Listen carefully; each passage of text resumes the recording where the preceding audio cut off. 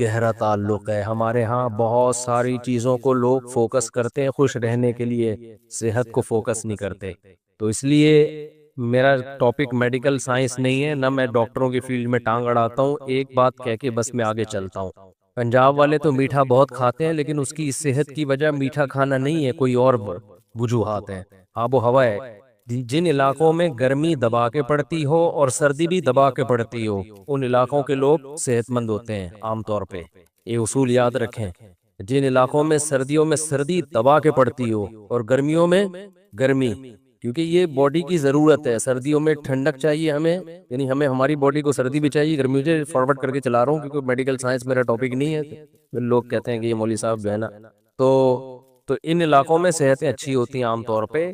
تو آپ لوگ ایک کام کر لو نا، بہت حد تک خوش خود بخود رہنا شروع کر دو گے. میٹھا کھانا چھوڑ دو خالی، اور کھانا کم کر دو اپنی زندگی میں. لاہور والے تو پھوڑتے ہیں، کھاتے نہیں ہیں. میں نے بتایا ان کی صحت زیادہ کھانے کی وجہ سے اچھی نہیں ہے، آب و ہوا کی وجہ سے اچھی ہے. اب تو لاہور کی ہوا بھی خراب ہو گئی ہے. نئی نسل کا پتہ نہیں کیا ہوگا، لیکن اب تک جو نسل چلتی آ رہی تھی وہ اچھی آب و ہوا میں تھی. اب لاہور خراب ہوتا جا رہا ہے. تو میٹھا کھانا چھوڑ دیں، بہت سارے مسائل آپ کے اسی سے حل ہو جائیں گے. جب آپ خوراک کمی کی عادی ہو جائے گی نا، آپ گلوکوز باڈی میں کم بنے گا، انسولین کم خارج ہوگی، لو کارب ڈائٹ لیں گے، روٹی چاول آلو پراٹھے کم کر دیں گے، تھوڑا بھوکا رہنا سیکھیں گے. آپ چند دن کی ٹینشن ہے، اس کے بعد آپ دیکھو، آپ بولو گے مفتی صاحب کیا خاندانی آپ ہمیں ٹوٹکا اور نسخہ دے کے چلے گئے. اب باقی ڈیٹیل آپ ڈاکٹروں سے پوچھ لیے گا. ہاں، یہ رفیع بھائی کہہ رہے ہیں لاہور والے خوش اس لیے بھی رہتے ہیں کہ ایک وجہ یہ بھی ہے صبح صبح اٹھتے ہیں. ایک اور وجہ بھی ہے، محنتی بہت ہیں. حقیقت ہے، کاروبار کے پیچھے پاگلوں کی طرح پڑتے ہیں. پڑھائی کے پیچھے ہمارے جتنے رشتہ دار پنجاب میں تھے پڑھ لیے، جو کراچی میں تھے سوائے باتیں پھینکنے کے علاوہ کچھ بھی نہیں آتا. باتیں پھینکتے رہتے ہیں. آپ دیکھو منہ میں گٹکا رکھ کے نا بھی ملو گے، باتیں اتنی بڑی بڑی کر رہا. تو محنتی بہت ہیں، اس میں دو رائے نہیں ہو سکتی. محنتی بہت. صحت کے پی کے والوں کی اچھی ہے، ہڈیاں مضبوط ہے. وہ کے پی کے کا ظاہر ہے پہاڑی علاقہ ہے، پانی وانی میں منرلز بہت ہیں. اب تو وہ بھی نیسلے پہ اور ایکوافینا پہ آ گئے ہیں. اگلی نسلوں کا تو اللہ ہی حافظ ہے. خیر، تو خلاصہ یہ نکلا، کھانا کم کھایا کرو بھائی. کھانا کیا کرو؟ کم کھاؤ. اس سے خوش رہو گے. وقتی طور پہ ٹینشن ہوگی، تھوڑے دن تک آپ کو دماغ ڈپریشن اسٹریس میں جائے گا کہ دل جائے گا کھا جاؤں کھا جاؤں کھا جاؤں.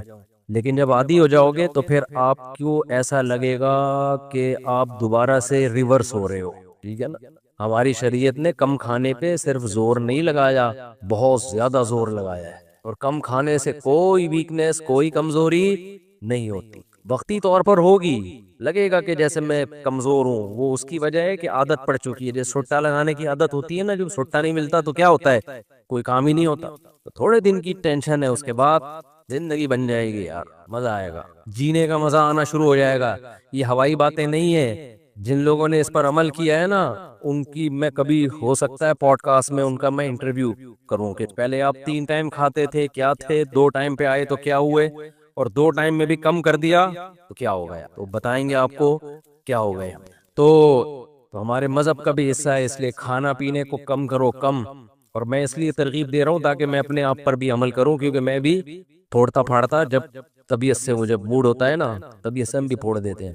خیر، تو یہ جو میں نے قرآن مجید کی آیت پڑھی ہے میرے بھائی، یہ میں کم کھانے پر دیکھو اس لیے بھی ترغیب دیتا ہوں کہ یہ ٹاپک میڈیکل سائنس کا ہے لیکن مذہب کا بھی ہے. وجہ اس کی ہے کہ سستی کے ساتھ دین اور مذہب پہ چلنا ممکن نہیں ہے.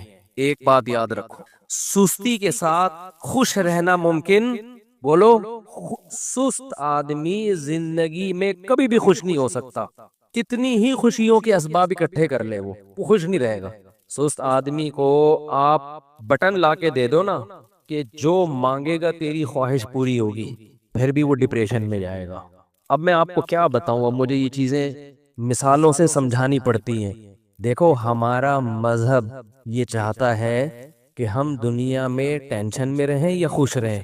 بولو، خوش رہیں. اللہ بھی یہ چاہتے ہیں نا، تبھی تو اللہ نے قرآن میں کہا کہ جو میری یاد کو زندہ کرے گا فَلَنُحْيِيَنَّهُ حَيَاتًا طَيِّبًا، دنیا میں پاکیزہ زندگی دوں گا، اچھی زندگی دوں گا. اچھی خوش والی زندگی ہوتی ہے جس میں اگر پریشانی آئے بھی تو صبر کی توفیق مل جائے. اور قرآن میں دوسری جگہ اللہ نے فرمایا الا بذکر اللہ تطمئن القلوب، فرمایا اللہ کو یاد کرنے سے دل